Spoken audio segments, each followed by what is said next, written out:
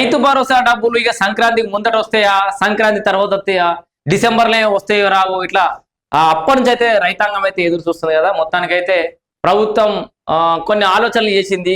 Last వానాకాలంలోనే Rythu Bharosa వేసే ముందట సాగు యోగ్యమైన భూములకే ఇయ్యాలి, అసలు సాగు యోగ్యంగానే అంటే దున్నని భూములకు రైతు భరోసా ఇయ్యద్దని ఒక ఆలోచన చేసింది. ఏదో జియో శాటిలైట్ మ్యాప్ల ద్వారా అసలు ఎక్కడైనా భూములు దుంతలేరా, ఏడు దుంతలేరు లెక్క ఇద్దామని ప్లాన్ చేశారు. కానీ లాస్ట్ టైం వరకు కావాలి, ఈసారి కూడా అనుకున్నారు.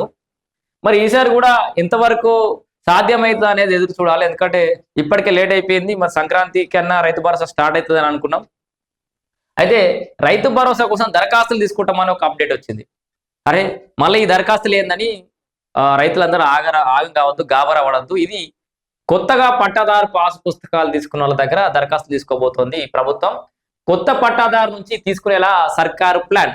సో ఈ మధ్య కాలంలో ఏమన్నా ట్రాన్సాక్షన్స్ అంటే మీరు భూమి కొనుగోలు చేసే వాళ్ళ దగ్గర మీకు పట్టాదారు పాస్ పుస్తకం వచ్చింది, మీకు రైతు భరోసా వాడాలి కదా, వాళ్ళకి అప్లికేషన్ కోసం మీ భూమి మారతలేదు, మీ దగ్గరనే ఉంది, గతం నుంచి రైతు భరోసా వాడుతుందంటే డైరెక్ట్ వాడుతూ అకౌంట్లో ఇబ్బంది లేదు. నిన్న మొన్న ఏమన్నా ఈ మధ్యలో ఉన్నారు భూమి అని అంటే పట్టాదారు పాస్ పుస్తకం వచ్చిందంటే వాళ్ళకి రైతు భరోసా అనేది వచ్చే అవకాశం ఉంది. అండ్ ఇంకొక అయితే రైతు భరోసాకు దరఖాస్తులు కొత్త పట్టాదారు నుంచి తీసుకునేలా సర్కార్ ప్లాన్. సంక్రాంతి తర్వాత నుంచి అవకాశం. సో అనంతరం భరోసా నిధులు విడుదల అంటే సంక్రాంతి తర్వాత అప్లికేషన్లు తీసుకుంటారు, ఆ తర్వాత రైతు భరోసా నిధులు పడే అవకాశం ఉంది. ఇక్కడ ఇంకొక అనుమానం ఉంది చాలా మందికి, నా దృష్టికి వచ్చింది, ప్రభుత్వం దృష్టి కూడా తీసుకోబోతున్నా. చాలా మందికి భూములు రిజిస్ట్రేషన్లు అయినాయి కానీ ఏంది పట్టాదారు పాస్ పుస్తకాలు రాలే ఇంకా కూడా. అక్కడ ఎక్కడనో చెన్నైలో ప్రింట్ కావాలి, ప్రింటింగ్ కాస్ట్ గిదే అని చెప్పేసి నేనే వార్త చేసిన. సో అన్న మాకు ఇంకా పట్టాదారు పాస్ పుస్తకం రాలేదు అని చెప్పి చాలా మంది కూడా మెసేజ్ పెడుతున్నారు. సో ప్రభుత్వం దృష్టికి తీసుకొస్తున్నా, అధికారుల దృష్టికి, ఇట్లా పట్టాదారు పాస్ పుస్తకం రాకపోయినా ఆన్లైన్లో మనం డౌన్లోడ్ చేసుకోవచ్చు కదా. ఏది ధరణి మన భూభారతి పోర్టల్కి పోయి తీసుకుంటే ఆన్లైన్లో మనకు ల్యాండ్ ట్రాన్సాక్షన్ మారినట్టుగా మనకైతే ఒకటి వస్తుంది.